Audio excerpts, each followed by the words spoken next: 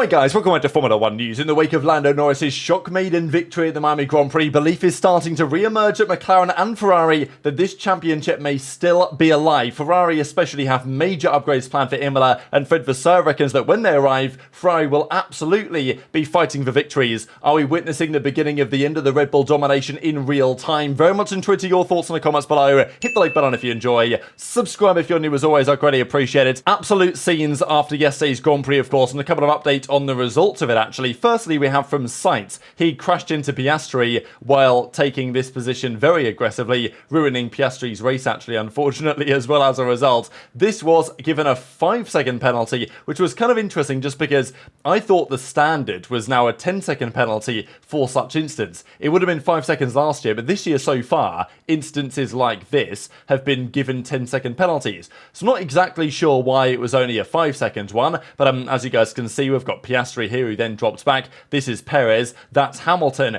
Perez finished, I don't know, 3 and a bit seconds behind Sainz in the end, so he was promoted. Hamilton finished 5.2 seconds behind Sainz, so he stays P6, Sainz ends up P5. If it had been a 10-second, of course, would have been a different story and Hamilton would have been 5th. But, yeah, not the best race for Sainz yesterday, although he did say that, well, if the safety car came at a different time, it would have been optimal, or if they pitted on 1 lap later. Kevin Magnussen has been terrorising the grid for the last couple of races, and he's now got more penalty points on his licence. I believe he actually got 2 more, not 3, but it takes him to 10 penalty points. Now, 12 is the ban point. So he's on 10, and he doesn't have any that are getting removed until March 2025. So I don't know if the stewards are going to do this thing that maybe they sometimes do when a driver gets close to a ban, they stop giving out penalty points.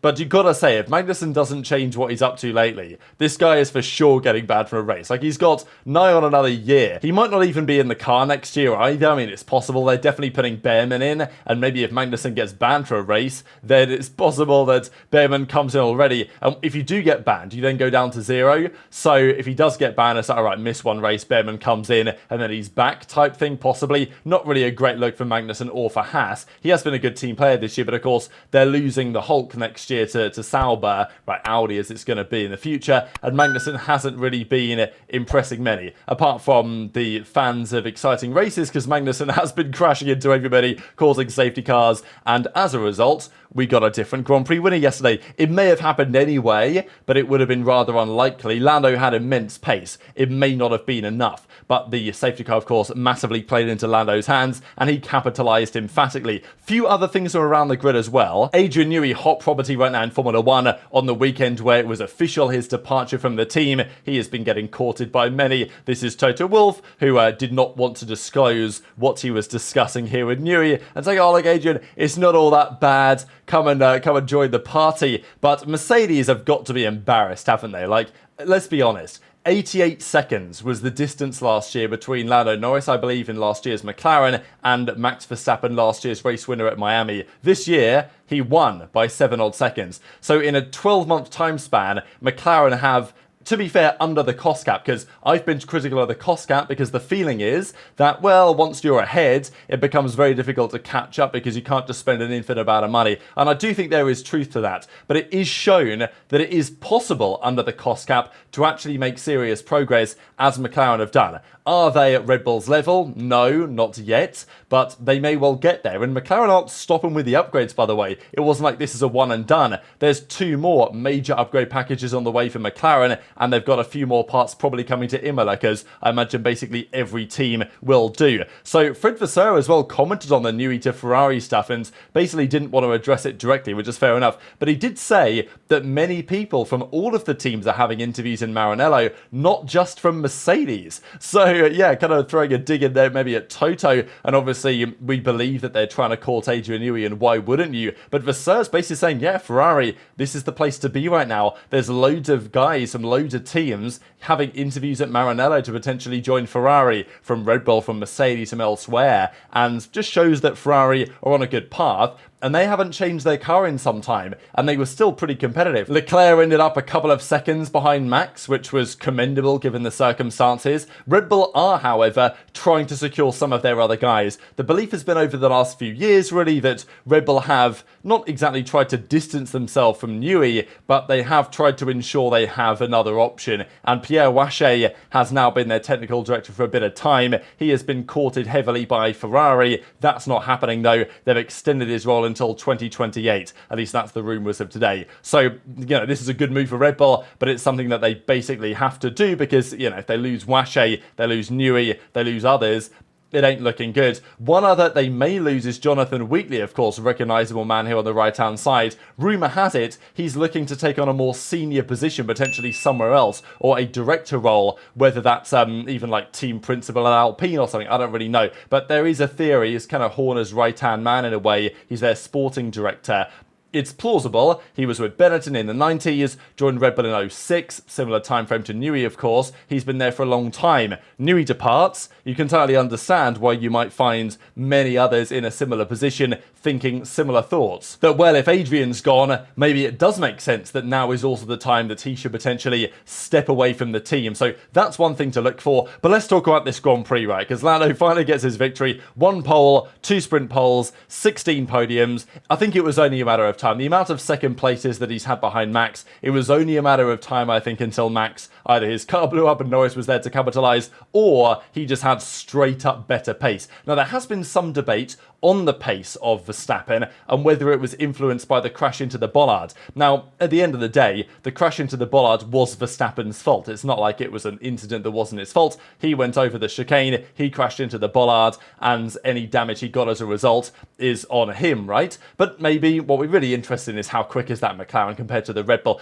There's always setup related discussions here, but this was a track that the Red Bull has been very strong at for the last couple of seasons. I mean, Max last year, let's not forget, he went from P9 to P1, overtook the entire field in like 10 laps and then raced past Perez, right? So it's not a track that has been bad for the Red Bull over the last couple of years. Max won from a Charles Leclerc pole in 2022. Max won from a Sergio Perez pole in 2023. So it's not like this is Singapore, right? This is a track that's been great for the Red Bull, and yeah, they seem to struggle a bit with balance. So I wouldn't say there's something that I understand about the RB20, but it's clear that they're not necessarily hitting the ground running every single weekend. We saw it in Australia, we've seen it here in Miami, and even from Friday it was clear that the McLaren had pace, and it was impressive, right? McLaren didn't have to bring their upgrade here. They could have waited for Imola, which is what Ferrari are doing, but they did bring it to this Grand Prix. No practice time, just one session straight into quali. And what do you know? The upgrade works immediately. This is what I'm saying earlier about Mercedes being embarrassed. Like, McLaren have gone from where they were a year ago to where they are now.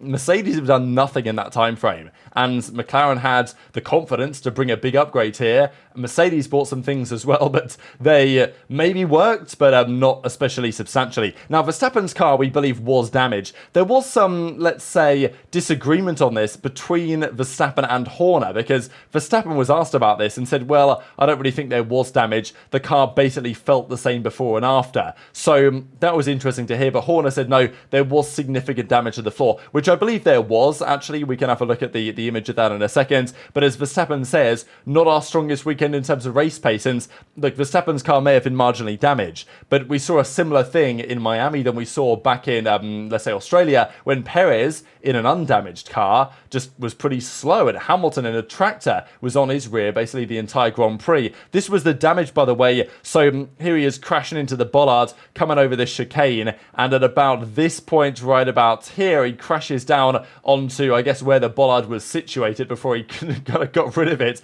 And you guys can see how it takes a bit of a chunk out of the back of the car here. So yeah, this is basically this is the moment where he impacts the ground and some damage is done to the floor. So yeah, there's clearly some damage that happened there. I don't know to what extent that damage was impacting his car. Verstappen apparently didn't really feel it, and he felt like, yeah, the car was kind of performing the same. But Horner said, no, Max had damage, so, we're still fastest, basically. And they still are fastest, I'm sure, on average. But that doesn't tell the entire picture, because what's important is the trajectory, right? The progression. How close are the other teams getting to Red Bull, and when might we potentially have a bit of a changing of the guards? So this is when the Oscar Piastri discussion comes into play. Even pre-damage for Max, he was holding the gap between himself and Piastri at roughly, 3 seconds, roughly something like that anyway, right? Piastri was 2/10 a lap slower than Norris because he had less upgrades, and also Piastri isn't as strong a driver as Norris, in my opinion. So, it's probably a couple more tenths to that as well. So Piastri did a stellar job here, defending when he had to, attacking when he had to,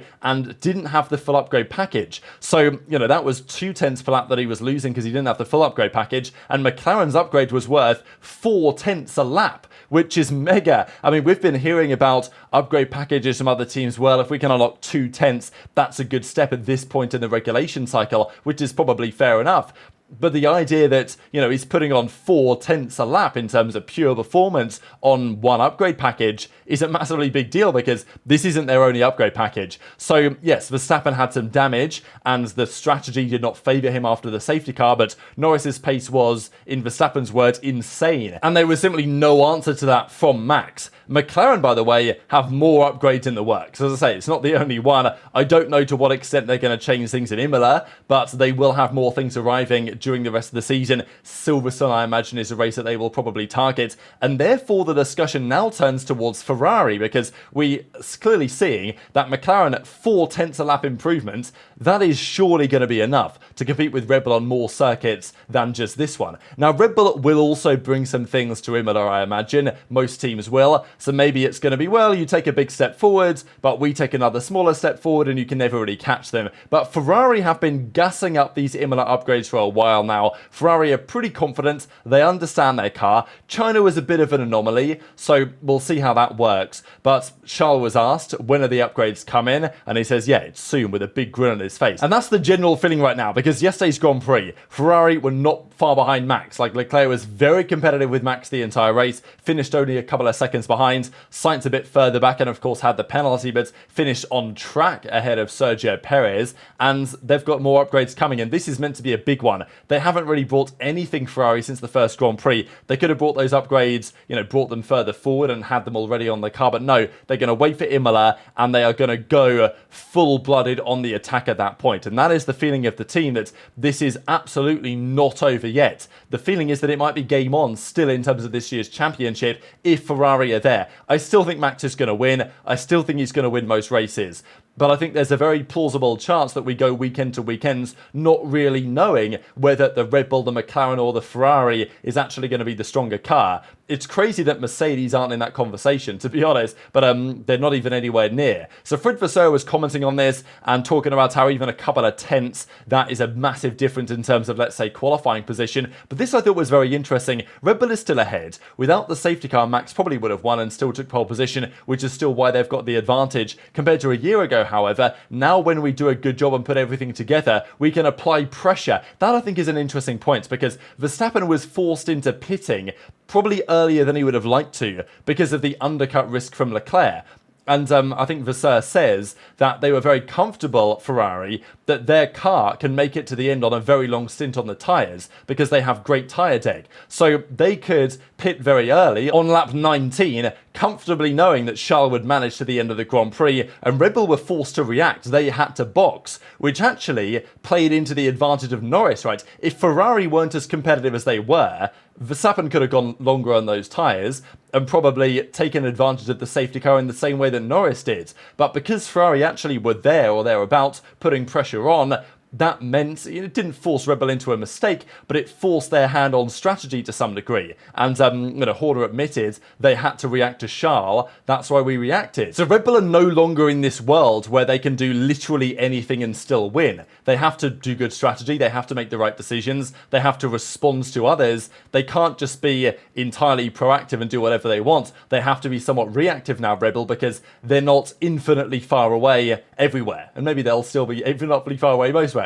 And mainly that'll still be the case most places, but maybe not everywhere, right? And Fred Vasseur says on the Imola upgrades, clearly there is confidence at Ferrari. These upgrades can do as much as the McLaren upgrades did, or something rather similar. Without a doubt, we will be able to fight for victory there and beyond. So it's very exciting to see what this means for the rest of the season. Now, Red Bull will also bring upgrades. To be fair, though, they brought something in Suzuka, which is maybe worth a tenth of a second. So they brought upgrades pretty much before anybody else did. Now Now McLaren are fighting back, now Ferrari are fighting back, and it'll be fascinating to see what happens in Imola, right? Because maybe it's going to be business as usual, Verstappen dominates, but McLaren, we know they've made big steps. Ferrari believe they're going to make big steps in front of the Tifosi. It's going to be fascinating. So does this mean championship still on? Because, you know, let's say Imola, was it 2022? I think that was the Grand Prix where Hamilton admitted they're not in the fight for the championship that year. Of course, his feeling at the time was next year's going to be a different year. That's obviously not been the case, and they've regressed every single season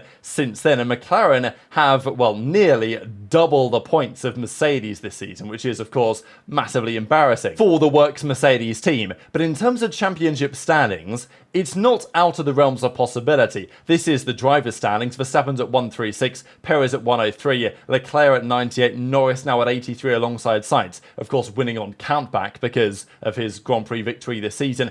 I still believe that it's going to take at least one more Verstappen DNF for anything to happen here. But let's say Verstappen was to DNF from another race that Leclerc was to win. That would put Leclerc on 123 points, maybe 124 with a fastest lap. And at that point, a 12-point gap is all to play for from that point to the end of the season. The gap that there currently is, I can't see Verstappen squandering that in a straight fight, because even this weekend, a bad weekend for Max by normal standards, but still a P2 and still loads of points on the board. So I think it is going to take at least one more DNF for this to be interesting, and it will take some big upgrades from the other teams to keep it interesting, but I don't think it's necessarily completely over yet, because as we were talking about back in 2022, there was a realization from quite early on that at least some teams were going to have no chance to fight with Max. And even Alonso said it, didn't he, in Bahrain maybe, or whatever it was, that 19 drivers know they're not going to win this championship. And maybe that's still true for 16 drivers or so. But I do believe that the results of recent weeks will give Leclerc and Norris and presumably Sainz some confidence that they actually can